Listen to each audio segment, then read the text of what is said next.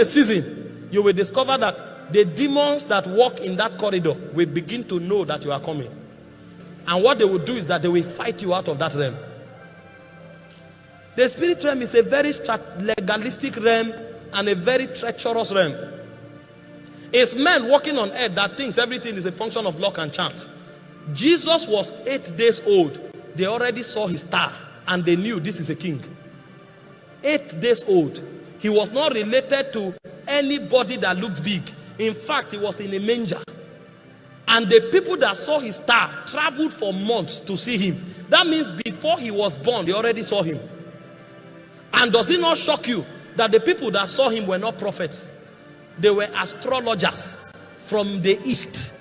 They saw the star of a child that was not yet born. And they started traveling months before his death.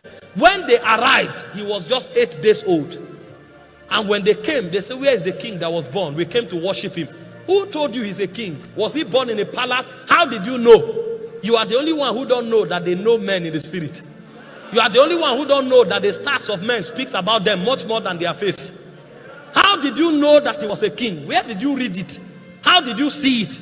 The prophets didn't know. The Sanhedrin didn't know. Nobody knew. Only witches and wizards knew. And the moment they came, Herod woke up. You know what Herod did? Herod killed every child that was 2 years old. He didn't go for 8 days old children. He didn't go for 1 month old children. He didn't go for 2 months old children. He didn't go for 3 months old children. He went for 2 years so that he will not by any means miss this child. You see the level of buffer that the devil creates to get a man. A child that is 8 days old, the devil will go as far as 2 years, wipe out every child. So when Jesus is celebrating birthday, he's the only one. There's no child of his age in his generation. They wiped out everybody so that no matter how you try, he must be killed. Do you think all your battles just came because you made a mistake? Do you think all your battles just came because men hate you? Battles are indicators in the spirit. There is a language every battle speaks. White men interpret them. There are battles that you fight. It shows you that you are making an error. So you correct your ways and the battle will die. There are battles that you fight. It shows you that your light is shining. The devil has seen you. And so what you will do is that you start applying wisdom. There are battles you fight that is from jealousy. Those type of battles are weak battles. It is human sentiment. You don't waste your time with them. Those are the least kind of battles. When you are fighting battles because of jealousy, it means those are not battles. In fact, if you involve yourself in that battle, it means yourself is not strong. If somebody is envious of you, pray for him, pity him. It means he's not growing. If somebody is angry that you are rising, pity him. It means it's not growing. Those are not battles in the spirit realm. But you see, because most of us are babes, those are the only battles we fight. This person backbited. This person envies me. This person talk. Forget those things. Leave men. We are dealing with spirits.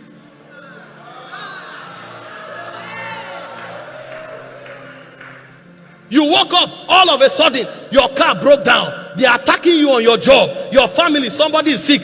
Don't rush. Something is happening in the spirit. Those battles are an alarm system. Go back to your altar. Find out which signal is this. I need to read what is going on. What is happening here? Did you see the life of Joseph? All of a sudden, his father that loved him, that gave him a coat of many colors, became offended at him because he had a dream.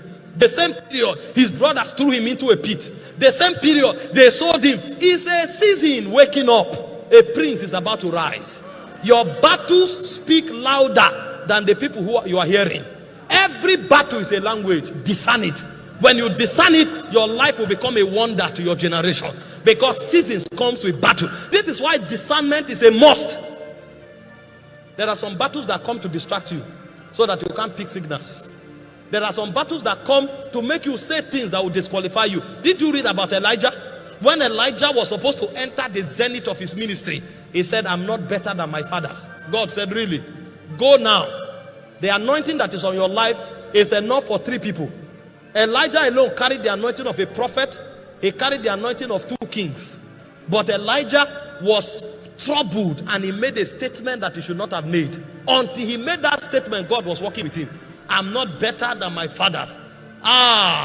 Go and anoint Elisha in your stead. A man is away. God said, go and replace yourself. He didn't know that that battle came. There are some battles that came to only make you say the wrong thing. Lord, I don't believe you are real. You have buried yourself. Oh, Father, I don't care anymore. Lord, kill me. You are not wise. You are about to enter your season. That's why those battles came. And so when battles come, that's not the time to talk. That's the time to check. And so if you must talk what was given to you from light. That's why I say your light has come. Because what you need to say comes, the syllables are in light. The steps you need to take, they are encoded in light. It's as you ascend on your altar that you will read the scrolls of heaven.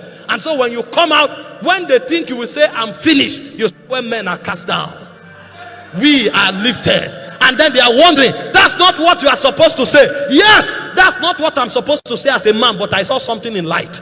When I entered into light, I knew that this is not a battle to kill me. This is a battle to awaken me to a new season. And so I will speak the language of the season I'm entering, not the season I'm leaving.